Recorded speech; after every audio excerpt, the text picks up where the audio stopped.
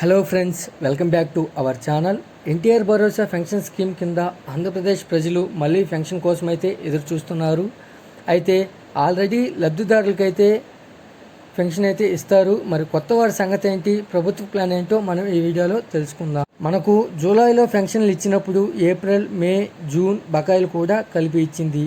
ఈసారి బకాయిలు ఏవీ లేవు కాబట్టి జూలైతో పోలిస్తే ఆగస్టులో ఇచ్చే పెన్షన్లకు ప్రభుత్వం కొంత తక్కువ మొత్తాన్ని మంజూరు చేసే అవకాశం అయితే మనకుంది. ఎన్నికల్లో ఇచ్చిన హామీ ప్రకారం వృద్ధులకు 4,000 చొప్పున ఇవ్వనుంది. మిగతా 27 కేటగిరీల వారికి కూడా హామీ ప్రకారం ఇవ్వనుంది. ఇదంతా మనకు ఆగస్టు 1నే మొత్తం పెన్షన్లు మంజూరు అయ్యేలా ప్రభుత్వం అయితే సన్నాహాలు చేస్తుంది. మరి కొత్తగా దరఖాస్తు చేసుకున్న పెన్షన్ల సంగతి ఏంటో అనే ప్రశ్న తెరపైకైతే తరచుగా వస్తుంది. ఎందుకంటే ఏపీలో ప్రతి నెల కనీసం 50,000 మందికి కొత్త పెన్షన్లు పొందేందుకు అర్హులయ్యే అవకాశాలు ఉన్నాయి. అలా చూస్తే ఏప్రిల్ నుంచి ఇప్పటి వరకు 4 నెలల్లో కొత్తగా 2 లక్షల మందిని పెన్షనర్లను జాబితాలో చేర్చాల్సి ఉంది. ఇది అదనపు భారం అయ్యే అవకాశం అయితే లేదు. ఎందుకంటే ఏపీలో ప్రతి నెల కనీసం 50,000 మంది పెన్షనర్లు జాబితా నుంచి తొలగిపోయే అవకాశాలు అయితే కనిపిస్తున్నాయి. అంటే కొత్త వారిని చేర్చిన మొత్తం లబ్ధిదారుల సంఖ్యలో పెద్దగా పెరుగుదల ఉండకపోవచ్చు. మనకు జూలై నెలలోనే తీసుకుంటే ఆ నెలలో ప్రభుత్వం పెన్షన్లను పంపిణీకి 4,408 కోట్ల మంజూరు చేసింది.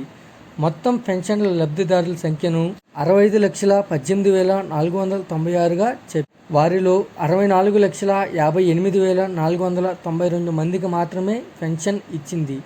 మిగతా వారికి ఇవ్వకపోగా రకరకాల కారణాలున్నాయి.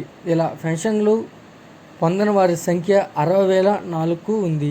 అంటే వీరిలో చాలామంది చనిపోయి ఉండవచ్చు, విదేశాలకు వెళ్ళిపోయి ఉండవచ్చు, అనర్హులు అయి ఉండవచ్చు. కారణాలు ఏవైనా ఈ 60,000 మందికి ఇచ్చే పెన్షన్ భారం ప్రభుత్వానికి తగ్గినట్లే.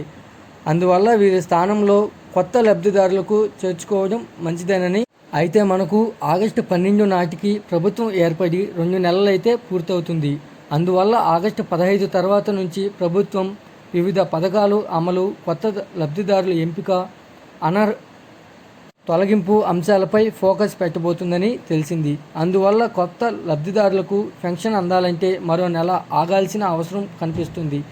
ఈ కారణంగానే పెన్షన్ను అధికారిక పోర్టల్లో కొత్త లబ్ధిదారుల ఎంపికను సంబంధించి ఇంకా ఎలాంటి సమాచారం అయితే ప్రభుత్వం ఇవ్వలేదు. ఈ వీడియో కనుక నచ్చినట్లయితే లైక్ చేసి సబ్స్క్రైబ్ చేయండి.